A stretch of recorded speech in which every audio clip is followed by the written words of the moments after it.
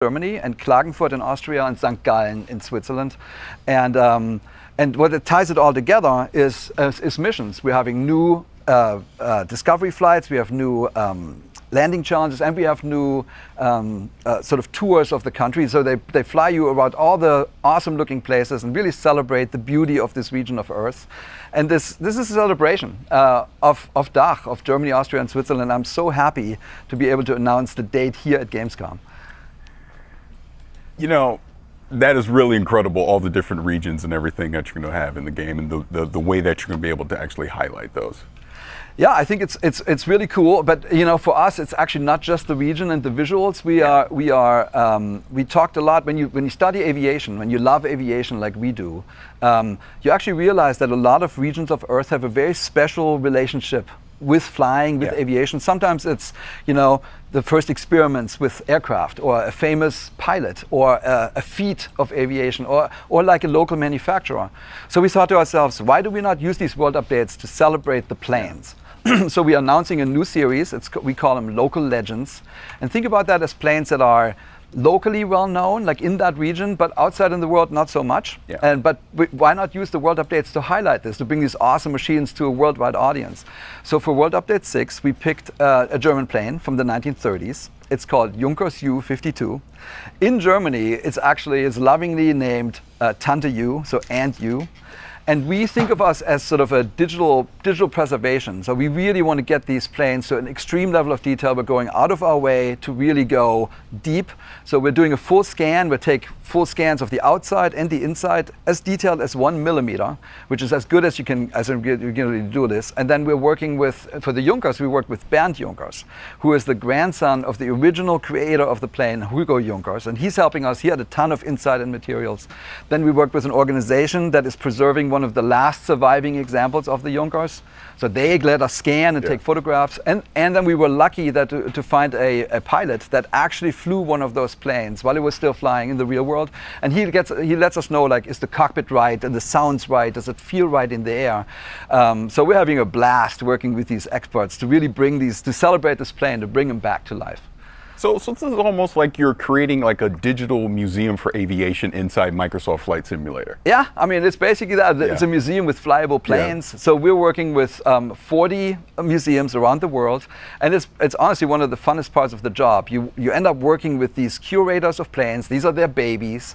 And they sort of see the tooth of time in the real world sort of nagging on their remaining planes. And they're so happy when we come in with our scanning equipment and we're basically capturing their planes. And they know that we can digitally preserve them in perpetuity, and we're actually giving those scans back to the museum so they can do something with it. And it's a great collaboration. And we're actually not just looking back in the history of aviation, we're also looking towards the future. So I have another announcement. We are working with a fascinating German company called Volocopter, and they're making an eVTOL air taxi for urban traffic.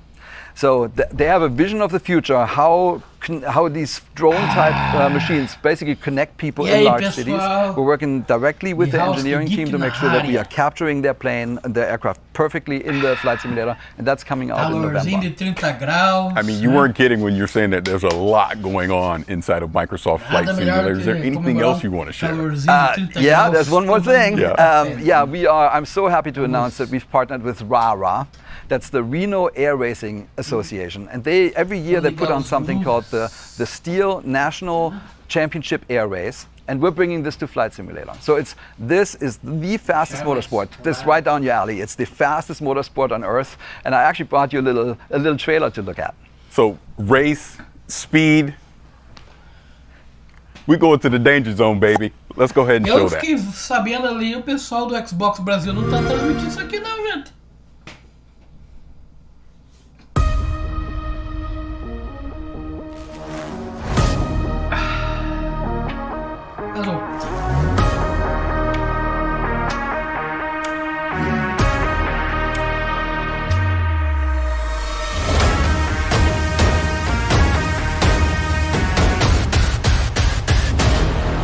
Microsoft Flight Simulator.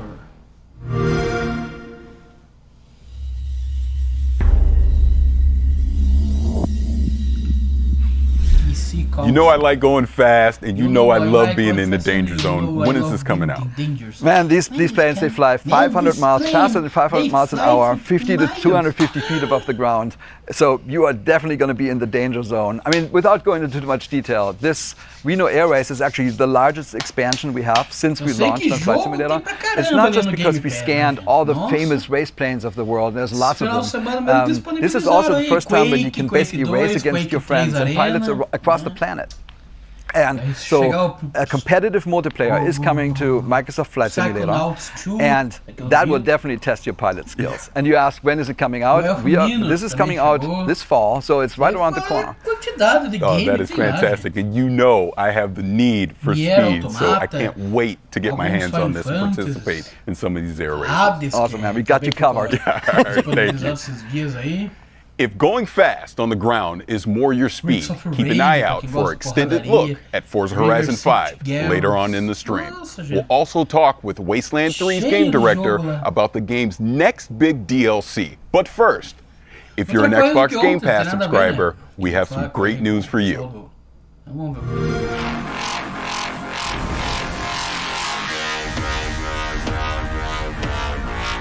Here I come!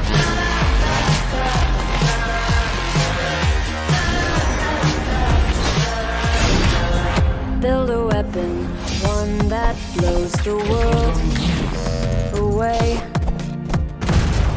Build a rocket that'll come and take away us all. Gonna come back, I am coming back in a day. Build a weapon that'll turn us into newborns again. Build a weapon, one that blows the world away. Build a rocket that'll come and take away us all.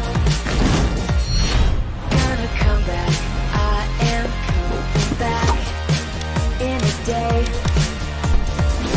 Build a weapon that'll turn us into newborns again.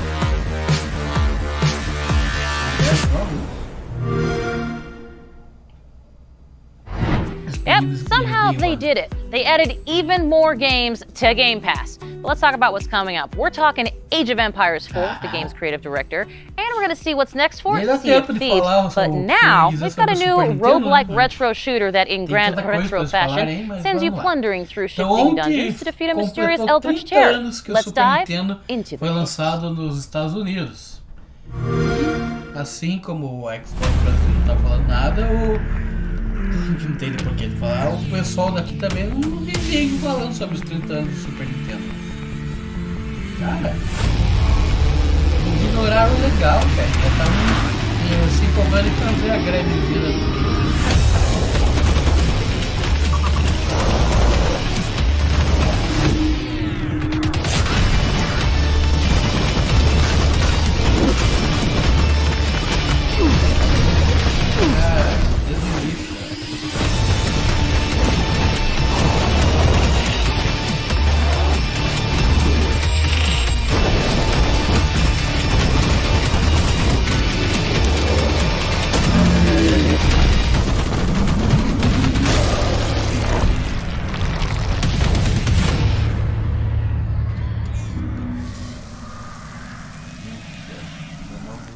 Game Pass com PC. Play It Day One, PC Console.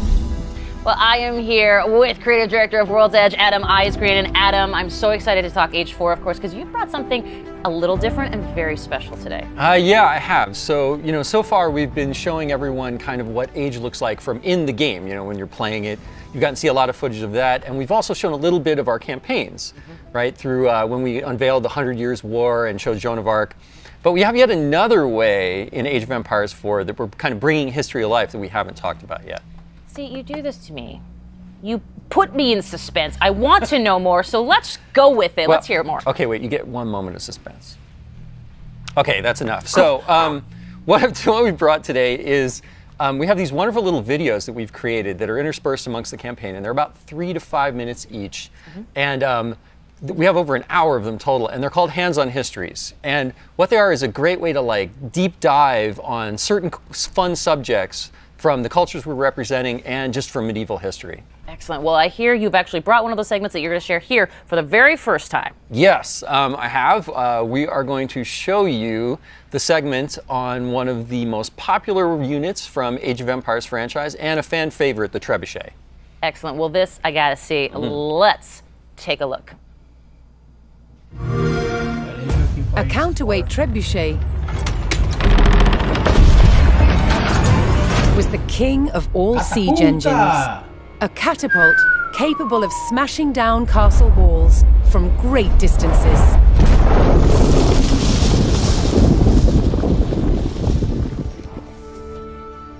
At Warwick Castle in England, they've built a replica, one of the largest in the world. Originating in 7th century China, by the 13th century, trebuchets had evolved into devastatingly powerful weapons. Such a simple design, but so effective. It has several key features. A pivoted arm with a weight at one end, and a sling to hold the projectile at the other. To prime, the 6-ton weight is raised using tread wheels.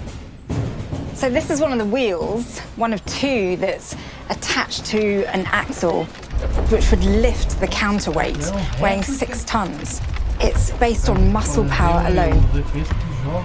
What's essential about launching a projectile as far as possible is making sure that this end of the arm is moving as fast as possible. So once that weight drops, it really sends this point of the arm moving at its highest velocity. This was done by positioning the pivot close to the counterweight and by launching the projectile from a sling. When released, the sling whips round, vastly increasing the launch speed. Trebuchets were carefully aimed, like modern guns. In order to weaken the castle walls or even breach them, you had to make sure that the projectiles hit the same spot every single time. For each projectile to follow the same trajectory, they all had to be the same weight and shape. To achieve this, masons used a gauge. Now I'm going to load this projectile into the sling. This one must weigh about 25 kilograms, but some projectiles can get up to 150 kilograms. That's the weight of 2 men. Trebuchets were also used to throw burning tar, beehives, even dead bodies. Anything to cause maximum distress to the enemy. Did you hear that whoosh? It was the counterweight trebuchet's lethal combination of power and accuracy that made it the ultimate medieval siege weapon.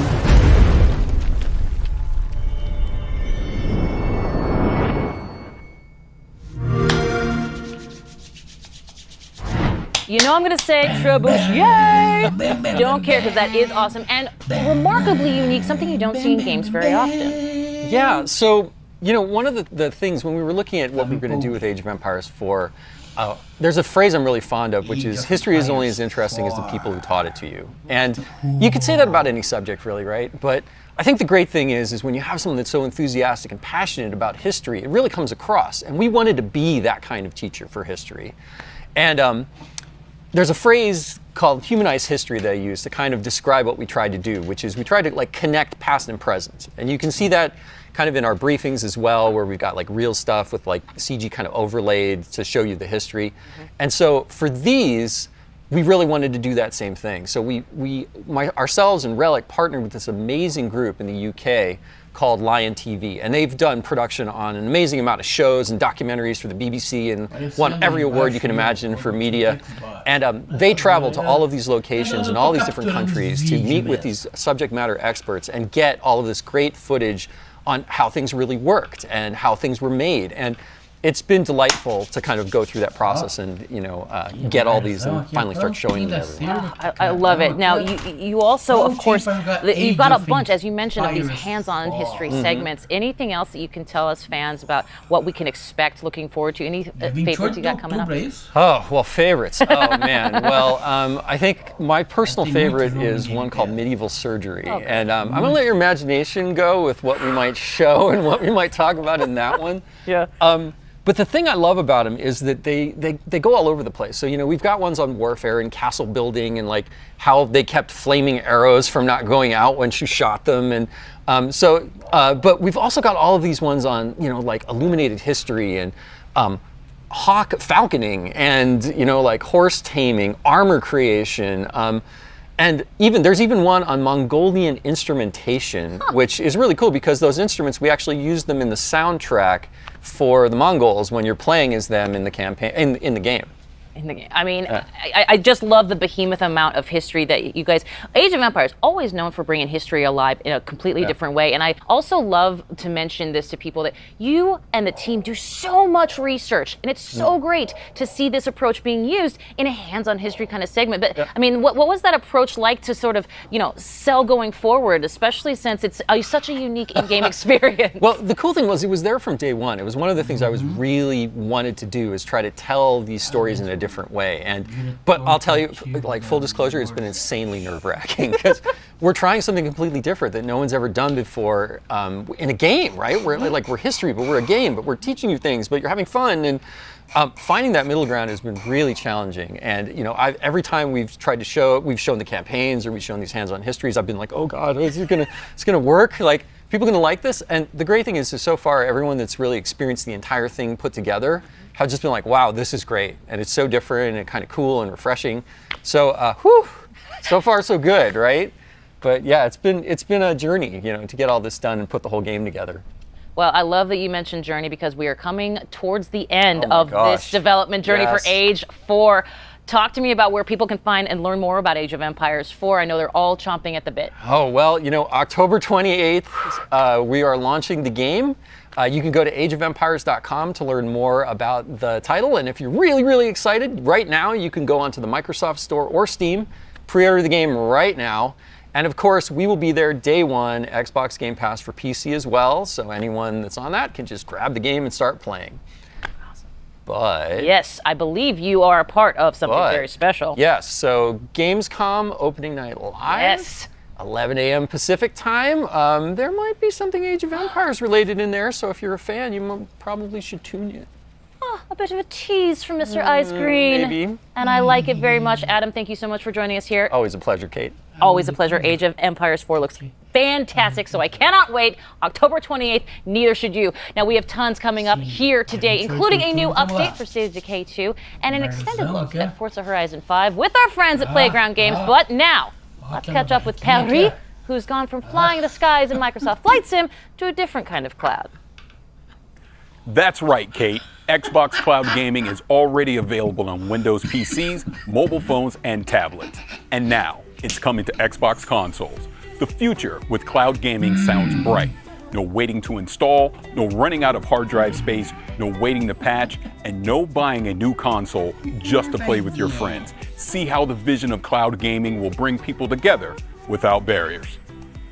Cloud gaming. So when I think about cloud and when I think about gaming, those two things together to me really show you the future where you can pick up something and you can play it anywhere and you could do it quickly. Today Xbox Cloud Gaming gives you more way to play.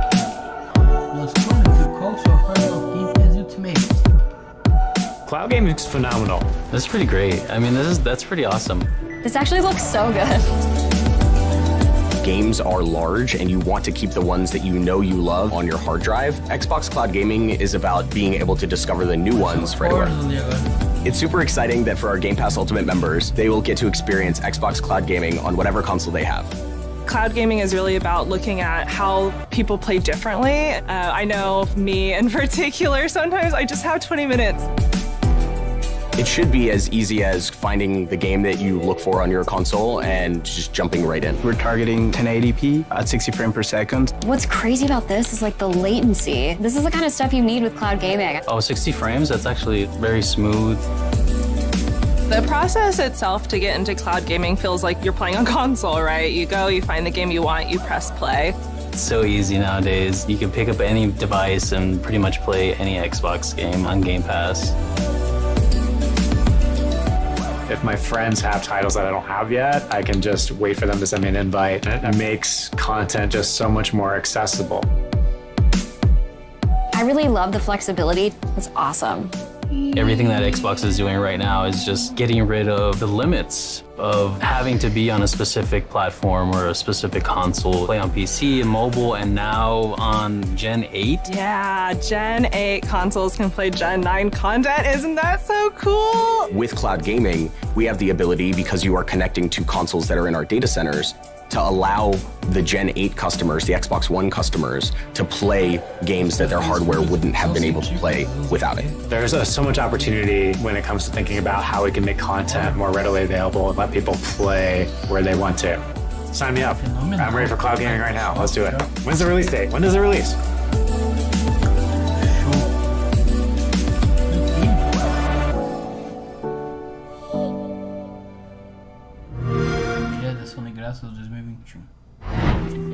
August 9th saw the release of the free optimized update for Hellblade: Senua's Sacrifice on the Xbox Series S and X. With beautiful and rich visuals, thanks to the addition of ray tracing and improved materials alongside performance updates, this is the perfect opportunity to relive Senua's journey or experience it for the first time.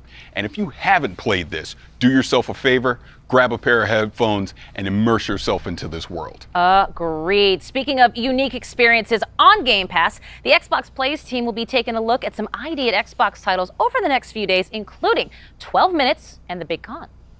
They're also talking with developers from Halo, the Master Chief Collection, Forza Horizon 5, and Destiny 2. So join the live Q&A to get your burning questions answered. You can catch all of those streams on twitch.tv/Xbox.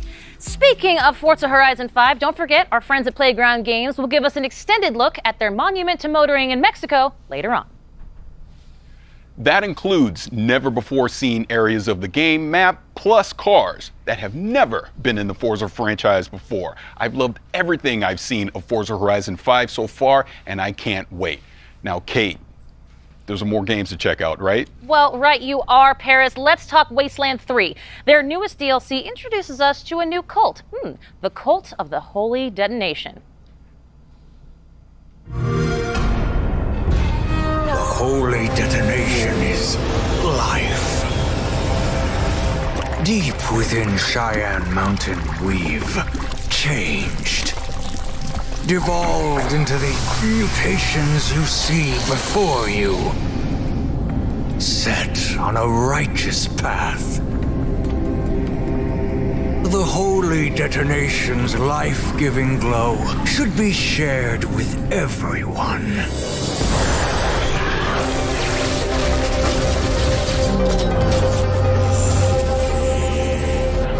May the light of the Holy Detonation purify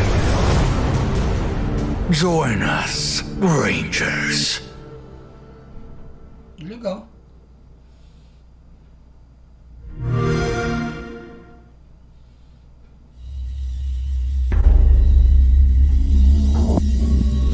With new patches, bug fixes, and added features, like a fine wine, Wasteland 3 just gets better with age. To really savor the game's bouquet, we're talking with inXile game director David Rogers. David, thank you for joining us. I'm super stoked to be here. Thanks. So in the trailer, we saw that the DLC is coming out on October 5th, but we know, In Exile, Wasteland 3, you guys have been working on this for a very long time. So can you kind of talk about that journey? Yeah, our dev team has been working non-stop full tilt, trying to make Wasteland 3 the best version of itself it could be. Over the past year since it's released, we've added features, we've balanced, we've listened to the community, we've fixed bugs, added stability, and I really think that the version that we have now is the absolute best version of the game, and if you've never played it before, now's an awesome time to jump in.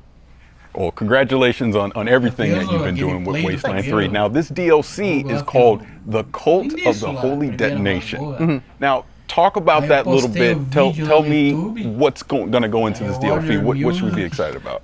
Right, so you've heard of Cheyenne Mountain, right? Yes. For those who haven't, Cheyenne Mountain is this top secret military complex buried deep in the heart of Cheyenne Mountain in the middle of Colorado. It's designed to outlast a nuclear winter. And so when you hit level 16, an old friend calls you and says, hey, I need your help securing this secret military base and all the secrets within. And as soon as you get there, you find two warring cults battling over supremacy, trying to take control of the Holy Detonation, which is this pre-war science experiment that they worship as a god.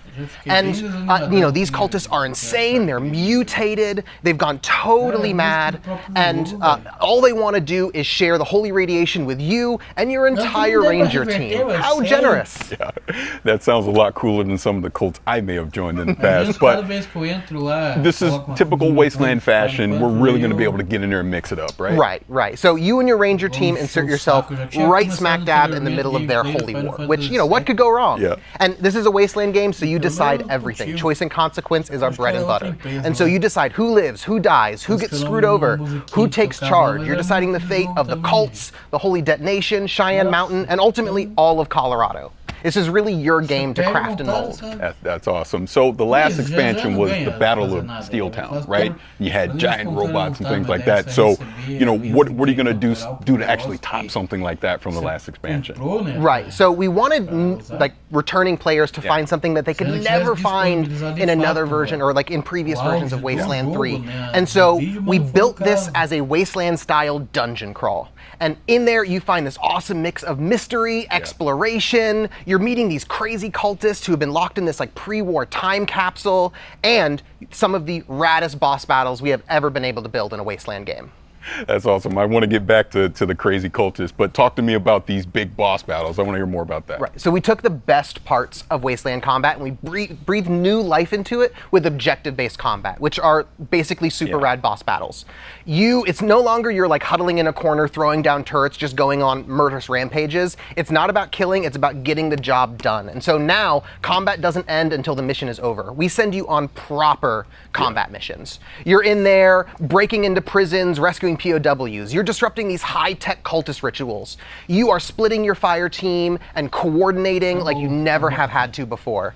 Everyone on your team has a job, and I really think this is going to take old players who know their ranger team like the back of their hands, and it's going to make them scratch their head and really have to rethink how they go about combat and making it new, exciting, and challenging in a mentally in a way we haven't been able to really do before with just straight-up murder combat.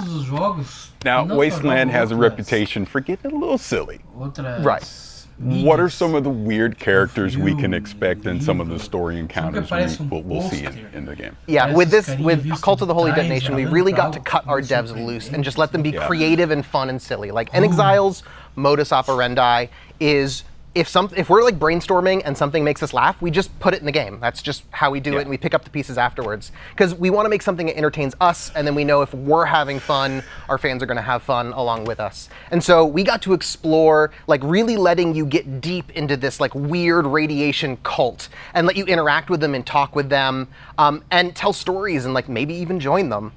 And so for instance, one of the characters you meet, one of the first cultists you meet, is this slathering beast. He's got claws and fangs and spikes jutting out, and he's drooling, but he's the nicest guy in Cheyenne Mountain. You meet him and he's like, hey guys, you should come in here and soak up some of these rads, it'll be great. And he Sherpas you in and lets you meet the whole cult. And another one of my favorites is the Proteus. He's what you get if you took like 20 cultists and you like melted them into a big pile, kind of like I would do this with like a magnifying glass. I would like melt like army guys and like GI Joes into a big pile, and he's wet and sloppy and gross, and he's hard to understand, and he needs a translator supposedly, but he's like your #1 fan. And getting to build like this totally out there wild extreme character was a ton of fun to write for. It's a ton of fun to like explore like what makes this cult tick, and he's an absolute blast. Hell, even some of the weapons that you find in Cheyenne Mountain, they're devolved cultists. Like there's one guy and he kind of devolved into this like vomiting bagpipe creature, and he has this real like kill me vibe about him. But we get to play with these fun body horror themes that let us jackknife between sort of like dark and serious and like goofy and funny, which is a line that Wasteland really loves to ride. Like, you know, a lot of really important stuff is at stake, but you know, the Wasteland's a pretty bizarre place. Oh, I can imagine. Now, we talked before, you've been working on Wasteland 3 for a while. There's already expansions that are out there. But say I'm a new player. Say I'm watching this right now and I'm like, man, I want to get into Wasteland 3. What would you suggest for new players wanting to get into this? And like I said at the top, like Wasteland is like the best version of itself right now because of all the work we've put into it over the past year. And so you can get the whole thing with the Colorado collection. That's the base game plus Cult of the Holy Detonation and Battle of Steeltown, all for a discount. Or if you have Game Pass, you already have Wasteland 3. Just download it and play it, and then you can get both expansions with the expansion pass. That is awesome. Now, to kind of recap this a little bit, we've talked about, you know, spewing pus bags and these weird characters and the cults and the boss battles and all these really cool things that are going to be in Wasteland 3.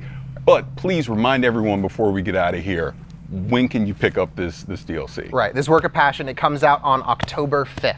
And we're really stoked. That is awesome. So this is the Cult of the Holy Detonation. Cult of the Holy Detonation coming October 5th. David, thank you so much for joining us. Thanks, Barish. Appreciate it. Right. In the 3 years since its launch, Sea of Thieves has played host to some incredible crossovers, including unique ship sets inspired by games like Battletoads, State of Decay, Halo, and more. Today, we're excited to announce a brand new special event that will award players an all-new ship as a part of the latest wild crossover heading to Sea of Thieves. Better yet, this event begins tomorrow. So get ready to make some mayhem, and let's get our first look at this very special ship.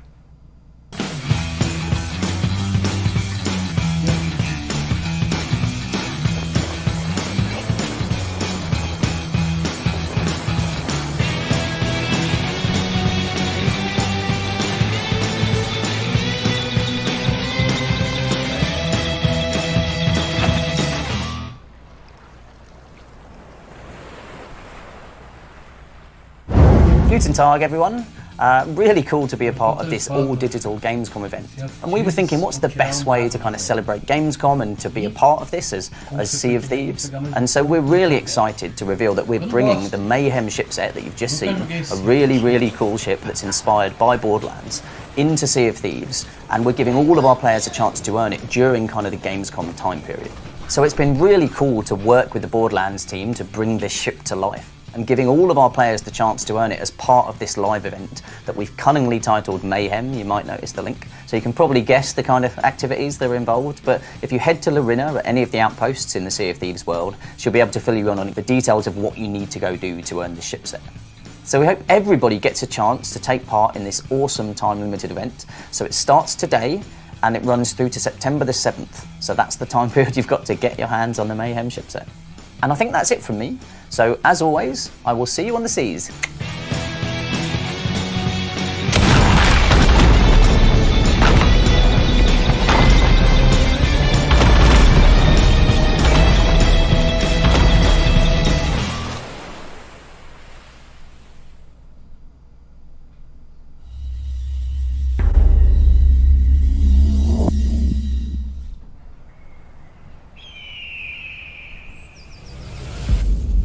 Hope.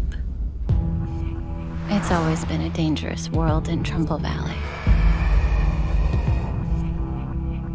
But now, it's hope that brings us back together.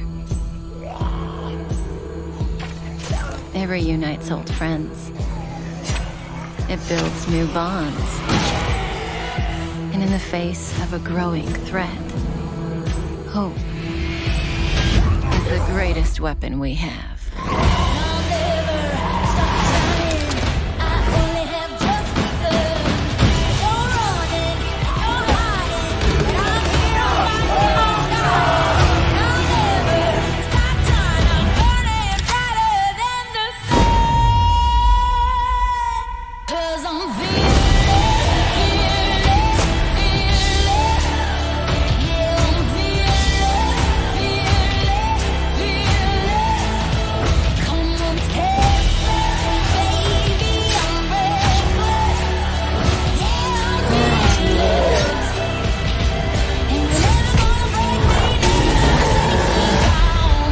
Welcome back to Trumbull Valley.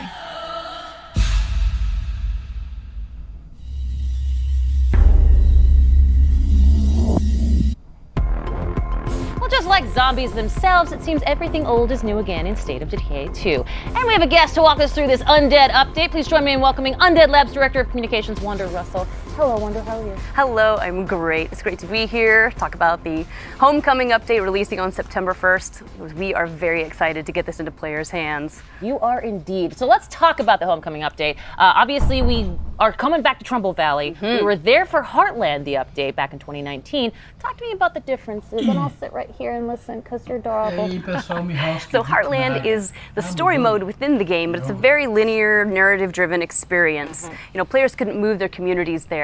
So that's all changed with the Trumbull Valley map. It is the 5th core open world map. It's fully remastered, and it expands into 2 territories that are completely inaccessible in Heartland. So players can return to Trumbull Valley with their communities, start new communities there, and really start exploring everything that the new map has to offer. So then would Homecoming be a sequel then to Heartland? Yeah, exactly right. So the events in Heartland kind of play out. You see what happens in Trumbull Valley. So we think of it as the 3rd part of our Trumbull saga that began with the original State of Decay game, continued into Heartland, and now we see what has happened since then and what storylines might be coming to a close. So there is a lot for players to discover, a lot of environmental storytelling to find, and you know, things have changed. So this isn't the Trumbull Valley that players might remember. So that's going to be exciting. Interesting. Well, and anytime you expand something like Trumbull Valley, you just have to have a juggernaut of content, pun intended. Talk to me a little bit about what some of those things are that players can get in on here now in the expanded Trumbull Valley. Yes, a ton of new content. In fact, we're doing something unique with the Trumbull Valley map. There are items there that you can only find on that map and nowhere else in the game, including 12 new hats and outfits, 10 new very cool weapons. We've got 6 new bases, 2 new achievements for achievement hunters. And on top of that, we are adding the game's 12th bounty pack. So that will be available from the bounty broker across all maps. And I have to say, they are some of the coolest weapons I have ever seen go into the game. I'm so excited for people to find them. A juggernaut amount of content, and I don't care who sees that second pun of the day. That works out great. Well, let's talk about the State of Decay community, because it's absolutely an integral part to this entire franchise. And State of Decay being on Xbox Game Pass, how has that impacted the community? How has that impacted the game? Talk to me about those. It's been fantastic, and you know, we have an amazing community. We love them so much. In fact, one of the reasons we're doing Trumbull Valley as a map is because it was one of the most requested features from the community, which also makes it very exciting for us to be able to say, we did it, you get it. And we have a major milestone that we're celebrating. State of Decay 2 has 10 million lifetime players. 10 million lifetime players. Hang your hat on that. I absolutely love that. That is really grateful. Incredible, amazing news. Congratulations to you and the entire team at Undead Labs, man. Fantastic work. Well, speaking of Xbox Game Pass, let's give me the deets one more time when it comes to the update. So the update releases September 1st. It's a free update for all State of Decay 2 owners, and it's included with Xbox Game Pass. Happy Homecoming. I love it. Thank you, Wonder, very much. My pleasure. Now we move from Trumbull Valley to the Lost Valley of Akria. This mystical location trades zombies for ancient warrior clans, forgotten temples of long-dead god kings, and a healthy dose of hack and slash. All this awaits Stray Blade.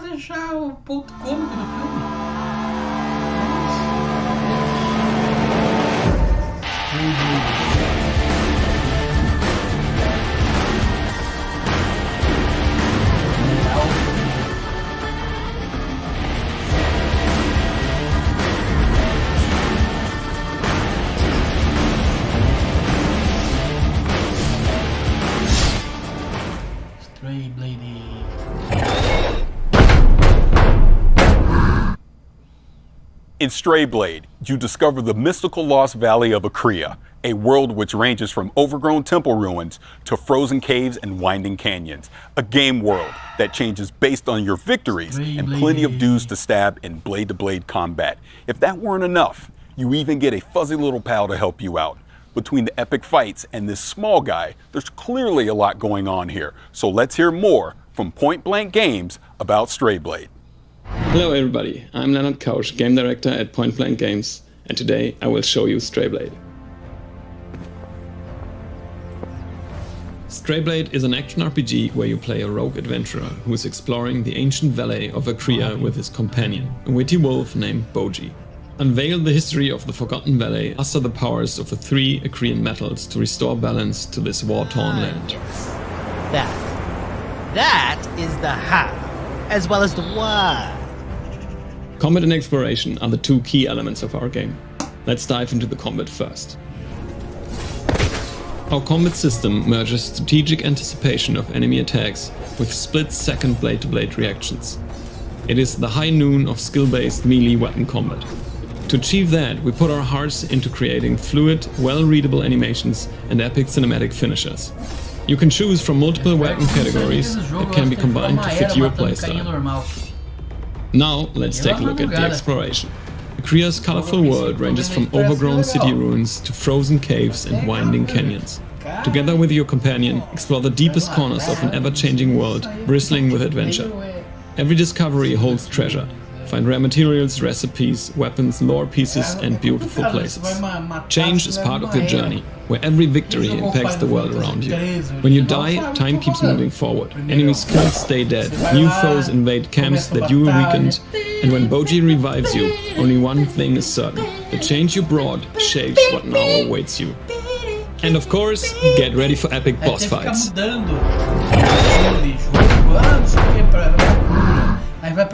We hope you enjoyed the first look at Strayblade, which will be out next year. And keep an eye on our social media channels for more information. Chefe, até eu entendo, mas é qualquer batalha assim, cara, no Final Fantasy 13, original 13-2. Next up, one of the most unique games finally comes to Xbox. Yeah, unique. As in, my evil twin murdered 4 of my husbands because they secretly are in love with me. Unique. In case that didn't tip you off, we're talking about Crusader Kings 3, the medieval grand strategy and role-playing game that has you trying to defend your royal line from those that would conquer your kingdom, and evil twins apparently. Yeah. It's coming to Xbox as an adaptation, not a direct port, meaning that the UI and controls have been refined to bring that grand strategy experience to a controller. Not to mention bringing the grand strategy experience to my comfy living room couch. We'll all be ruling from our throne room soon enough. Check out Crusader Kings 3 now, coming to Xbox consoles.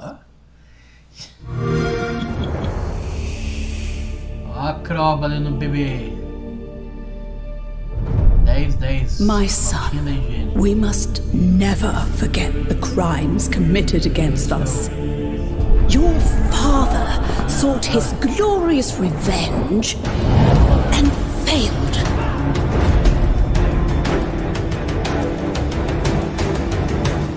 He never understood that the greatest wars are won with weddings, not warriors.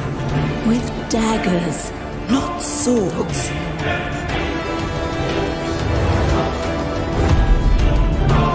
Only the small-minded measure success across the span of a single life. The real game is played across generations. You see, real strategy requires cunning.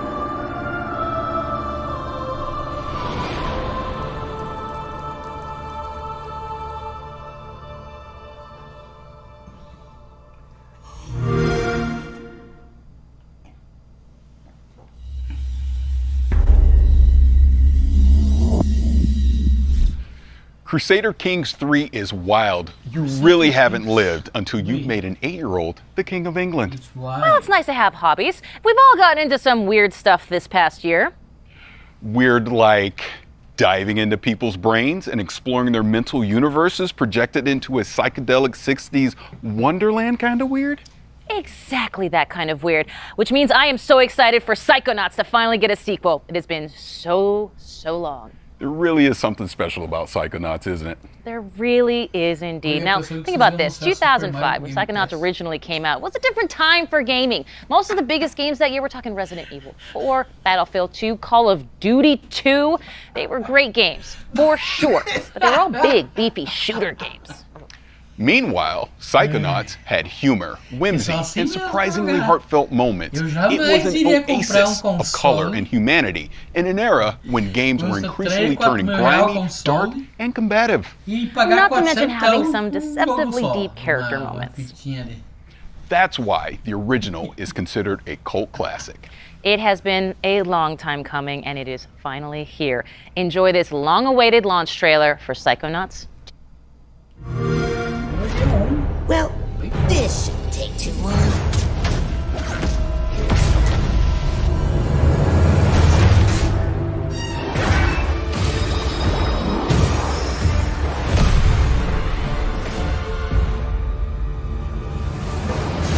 With psychic powers, he dives into your mind. My name is Raz, and I'm the new intern. And today is my first day on the job. Get ready, Rasputin.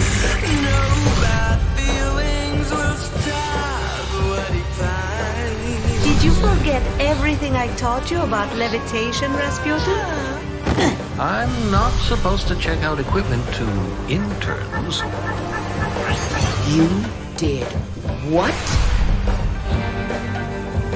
Can't we just... No. Quit picking on the new kid.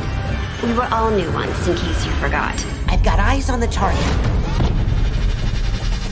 And I've got eyes on me. All I see is another unruly peasant. Oh boy. When men do misfires, turn the world on its side.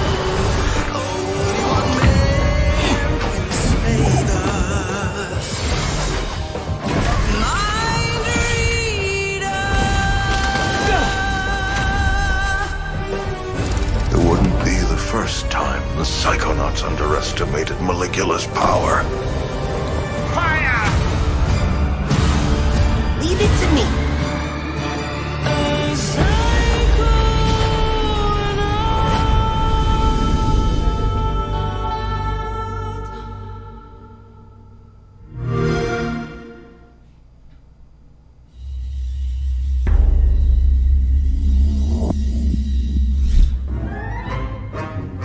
Well, it's clear I could not be more excited for Psychonauts 2 because I gotta be honest, me and that original game, we got some beef that needs settling. If you know, you know, the meat circus level, it is infamous, it is brutal, it is difficult to say the least. It's the final level of the original game that came out, and I cannot believe I'm doing the math on this one.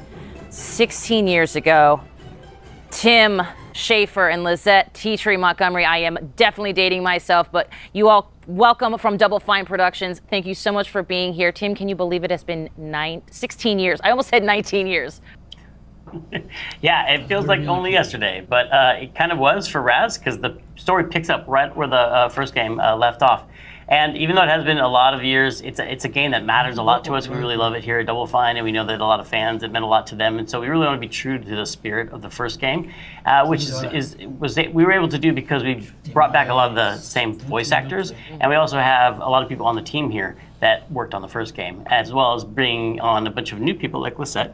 Thank you. It was really important for us to carry the legacy forward, especially the cool style of Wonk that is very prevalent in the first game. Style of Wonk. Just put it on a shirt. I'm in there for it. Let's roll it back a bit. Of course, this can be kind of a trippy idea if you're not familiar. Psychonauts, they still jump into people's minds, I'm assuming, like the first game, right? So if a Psychonaut sort of dove into my brain, it would be like a lot of Ted Lasso quotes and French Bulldog memes. Am I correct, Tim? Yeah, that's what's fun about a Psychonauts game is that all the levels are different, just like every person is different, based on their personality. If you could jump into someone's mind, what would it look like in there? What would be the color of the sky, and like who would the monsters be? And in Psychonauts, you get to do that because Raz has the power of astral projection. And when he goes in, he gets to fight those monsters and help people deal with their nightmares nightmares and wrestle with their inner demons. And so there's a ton of variety, and there's a lot of anything goes. We can go to any location, we can have any art style, and coming up with new levels for the second game was really fun to do. Well, I loved it from the first game, certainly. Lizette, let's talk a little bit about how that kind of concept expresses itself in the game world. I mean, Psychonauts 2 has got it all over the place, I'm sure. Yeah, it was really important for us to carry forward the unique brain worlds and unique levels from the first game and the unique style as well. So we were really focused on how we could bring forward that style in Wonk and also bring in new levels and enemies. Now, of course, it wouldn't be Psychonauts without new mental demons. And I'm sure it's happening in Psychonauts 2. What does this mean? Does it mean basically is that we're finally able to slap COVID anxiety in the face? Well, I don't know if you get to slap anxiety in your face, but you definitely get to slap some panic attacks. And COVID definitely caused a lot of those. In addition to panic attacks, some of our old enemies have also come back. Our sensors are our favorites, and they're definitely here. And in addition to that, we also have our doubts. And some new enemies. There's our lovely sensor. Also some regrets, some flying regrets. There are a ranged enemy, and they definitely are challenging. Our doubts are our slow, sticky melee enemy. You're also seeing our enabler here. He is it energizes our whole combat troop. So we have a whole cast that you can battle and fight with. Including the bad mood. Including the bad mood. Which is it's an electric storm of feelings that you have to fight. Now, for those who haven't played the original, available now on Xbox Game Pass, by the way, wink. Tim, why is Raz so good at rummaging through brains? Raz is, he has some very special skills. He has two whole sets of skills, one being the acrobatic skills he learned growing up in a circus. He can balance on tightropes, jump on trampolines, swing on trapezes, and that helps him navigate and get around to all kinds of interesting places. But he also has this other side to his personality, which is that he's a powerful psychic. So he can levitate objects, he can use telekinesis and pyrokinesis. He has these powers which people might recognize from the first game, as well as 3 new powers for the second game. He has the ability to mentally connect thoughts together, and he can connect 2 thoughts and actually connect 2 thoughts together to solve puzzles and to navigate in this game. He has the power of time bubble, which is just change and slow down how things are moving by changing people's perception of time. And he also has the power of projection, which allows him to pull an archetype, a personality, out of his unconscious mind and bring it into the world that he's in, like a companion in battle or in puzzle solving. But let's talk about the story for a second, because as the original Psychonauts, we saw Raz training to be part of an organization, and now perhaps he's part of a whole organization at this point. And are there other brain agents, other Psychonauts out there that maybe grew up in a completely different circus? Yeah, we have a lot of new characters in this game. We do. We have a lot of new characters in this game. As soon as Raz arrives on the headquarters, he immediately gets introduced to the interns. And the interns quickly tell him and show him how he fits into the organization. The bottom. They're right down at the bottom. Yeah, so earn his way back to the top again. He's no longer the coolest kid in summer camp. And much to his chagrin, his entire family, his entire embarrassing circus clothes wearing family comes to visit him in front of all his new friends. And so the interns find out that he's the awkward middle child of a circus family. Each one of them has their own quirks and foibles, and some of them are even psychic. And so a lot of their story gets told in this game, including their backstory and how it relates to the foundation of the Psychonauts themselves.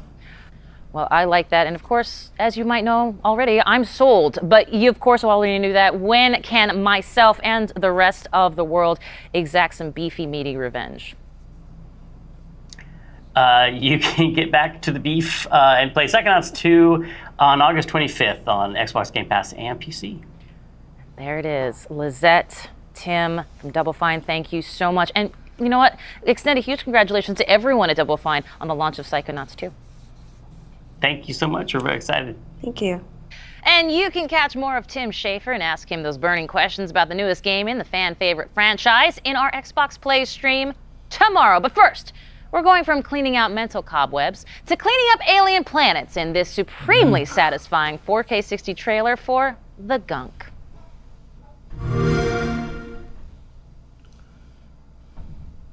Dos criadores de SteamWorld. I don't like this weather.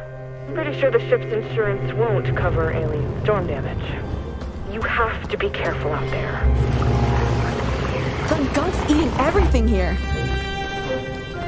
This planet is literally a paradise when the gunk's gone.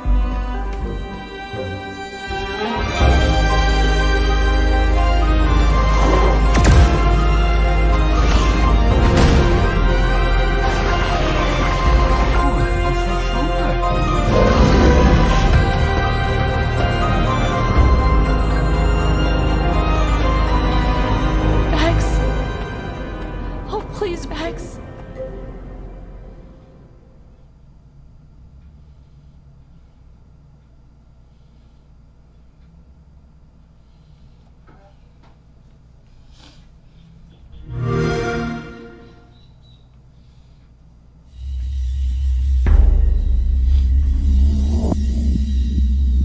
We have talked about so many incredible games today, and it's hard to pick a favorite, but let me just say, it is so cool that State of Decay 2 is expanding Trumbull Valley. Come on! And hey, you know what? Great job on that Flight Sim interview. Oh, thank you. I mean, talking to Jorg is always a blast, and Flight Sim is such a special game to me because, I mean, it's literally letting me travel the world. But I was staring daggers of jealousy watching you talk to Tim and Lizette over at Double Fine. Well, I will say this, I understand, but you got to play Psychonauts 2 already, so I don't even want to hear it. That's true, but it's not the same as talking to the creators. Just trust me when I tell you, be excited for Psychonauts 2. I will say this as well, I am excited to see even more of Psychonauts 2 on our Xbox Plays streams. Yes, don't forget, Xbox Plays will recap all the week's news throughout the week at twitch.tv/Xbox, so make sure to check that out. Before Kate and I let Playground Games take the wheel, let me just say that it has been our distinct pleasure to chat games and nerd out with everyone today. Oh, it's hands down the best part of the job, for sure. But we're far from done here. Too true. Now, in June, Playground Games announced that Forza Horizon 5, the highly anticipated follow-up to 2018's breakout hit open-world driving game Forza Horizon 4, arrives on November 9th on Xbox consoles, Xbox Game Pass for console, PC, and cloud, and of course, Steam. And if you're watching our Xbox YouTube channel, switch over to our Xbox Twitch channel to see all this new exclusive content.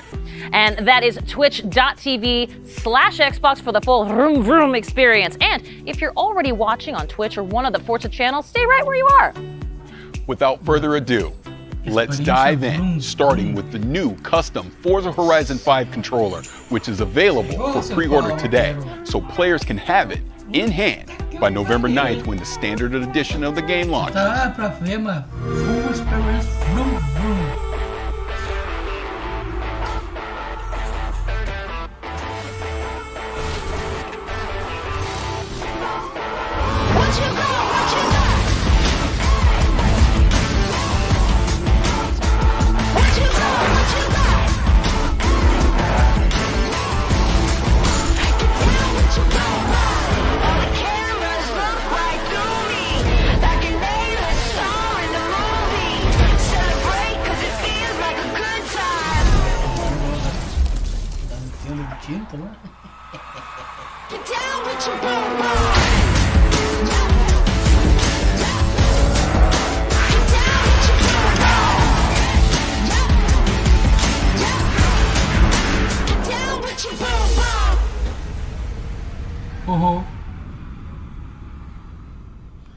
Comprar o controle. Charlie here, and I'm at Playground Games with Forza Horizon creative director Mike Brown and Forza Horizon art director Don Arcetta. Hello, everybody.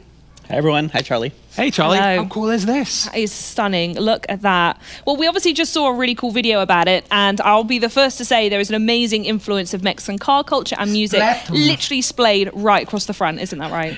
Absolutely. It just feels like it's part of the Horizon Festival. Like it's just dropped out of the game into your lap. Nintendo Switch. Love it. And there's so much we do want to show the fans, and it's been quite difficult to decide where to start. So can you maybe tell us a bit more about the game, Mike? Sure, yeah. So Forza Horizon 5 is bringing the Horizon Festival's unique brand of fun and freedom to beautiful and vibrant Mexico. Players are going to set out across the largest, most diverse open world we've ever built in hundreds of the world's most beautiful and exciting cars. Yeah, and people think that Mexico is just a desert or a beach, but there's so much more to it, isn't there? That's right. Even though it does have pretty awesome beaches and a number of amazing deserts, it also has vast canyons, hidden temples, awesome, beautiful historic cities, and even a towering snow-capped volcano, the highest point we've ever had in a Horizon game. So you've talked about how Forza Horizon 5 showcases powerful, all-new graphical features. What more can you tell us about that? So yeah, our Mexican HDR sky captures really illuminate the world to the point where you feel like you're really there. And thanks to the Xbox Series X and S, ray tracing is utilized in Forza Vista to really make our cars look more true to real life. You'll encounter the smallest of details as you travel throughout the world, all rendered in striking realism. Oh, that's such an exciting overview. I cannot wait. And next up is something we know that Forza Horizon fans have definitely been waiting for the most. Mike, what exactly is that? Yeah, that's right. We are about to reveal the cover of Forza Horizon 5, featuring the incredible Mercedes AMG 1 and the 2021 Ford Bronco Badlands. Should we take a look? Let's do it, yeah. Mostre.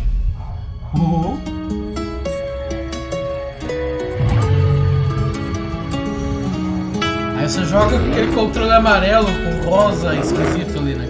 Você pega aquela máquina, né?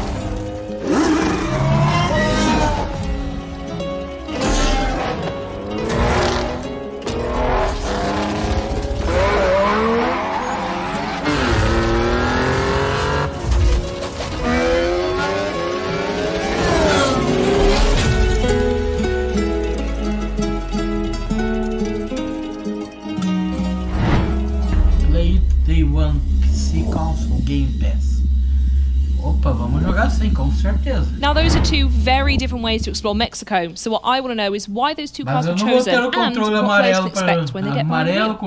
Yeah, so those differences are exactly why we chose them. The Mercedes AMG 1 marks the first time a car features Formula One hybrid technology almost one-to-one from track to the street. And with the 2021 Ford Bronco Badlands, that's primed for rugged off-roading across Mexico's vast terrain. And I'm certain people can't wait to see more of what these cars can do in the game, so I don't think we should keep them waiting any longer. Mike, can you tell us about what we're about to see next? Yes, so in a few moments' time, we'll be kicking off a Forza Horizon 5 Let's Go stream, and everybody should check that out for a big deep dive into loads of new content and features from Forza Horizon 5.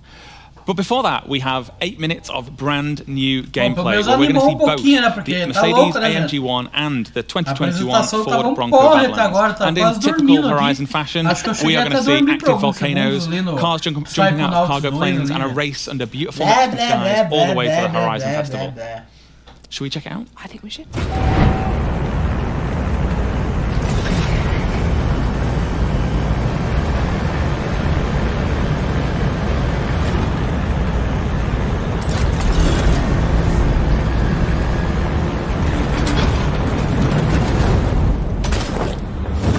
Ah, tá. Velozes e Furiosos agora.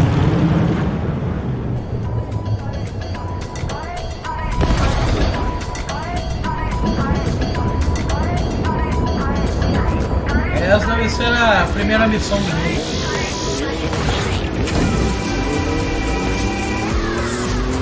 Bienvenidos a México! Here we take control of the 2021 Ford Bronco Badlands, atop the towering, snow-capped Gran Caldera volcano. See you on the other side!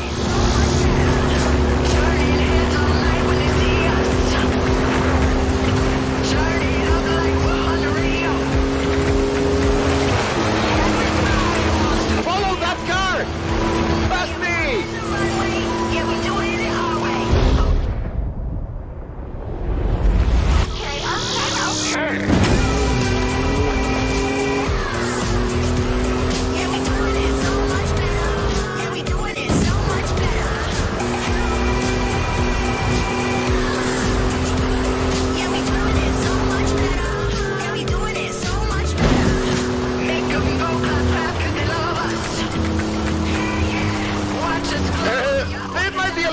Traffic ahead. Watch out for that.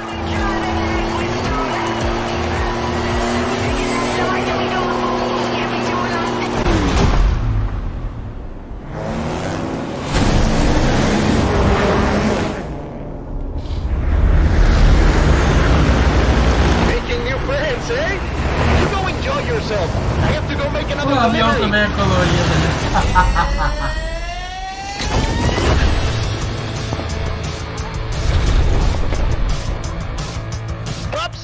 approaching! Lovely day for a drive!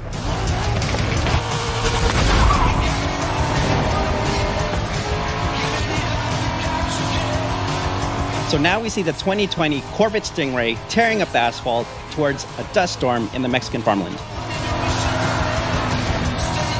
Outtrack the storm! No sigue adelante! Keep going!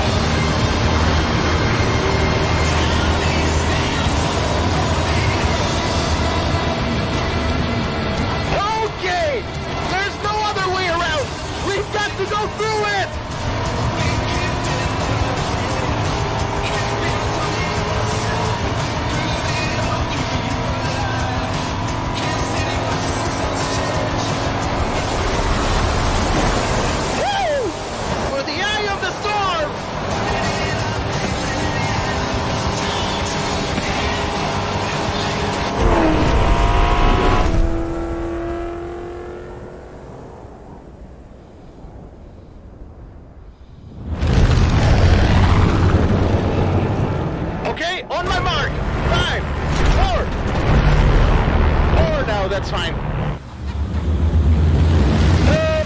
This could get a little rough.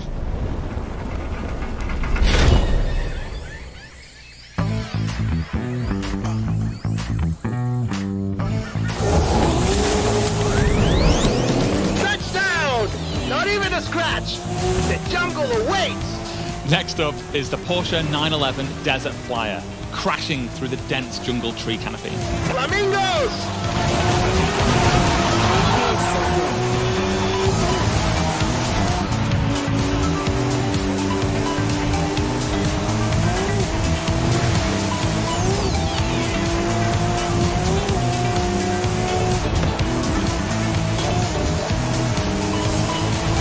Esperava o quê? Que eu ia ficar...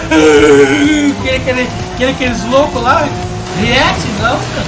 Eu tô muito empolgado, mas também não pra ficar querendo...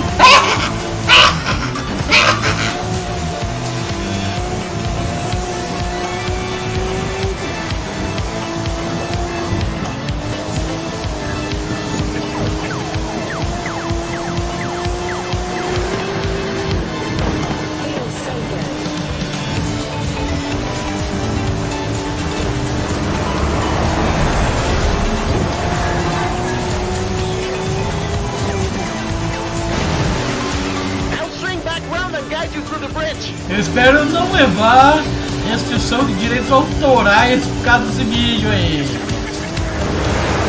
Eu tenho esse tipo de sorte, gente.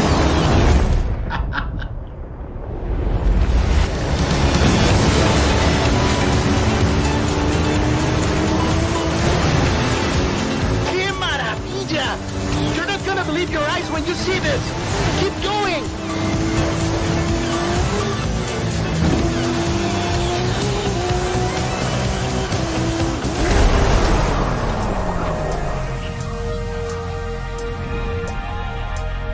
Tá lindo, cara. Show, show.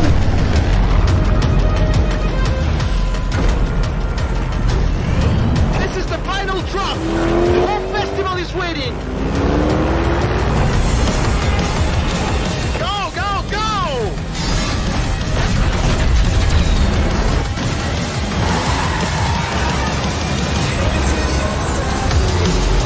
What do you say?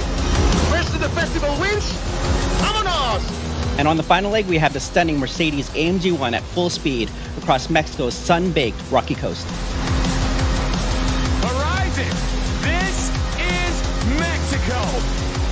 We've already had cars falling out of the sky, but all eyes are on the superstar making their way to the festival right now.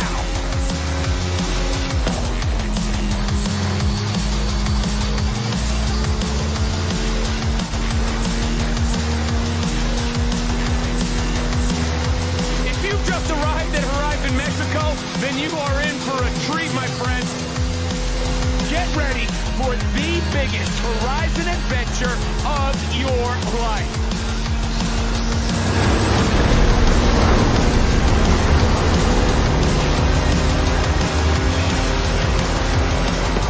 Did you hear that? Well, that is the last inbound cargo flight racing neck and neck with an AMG-1.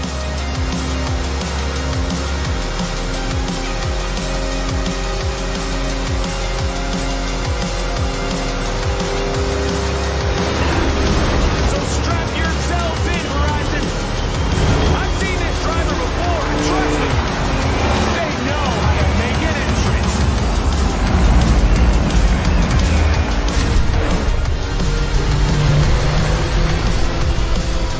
Razão do controle colorido, gente.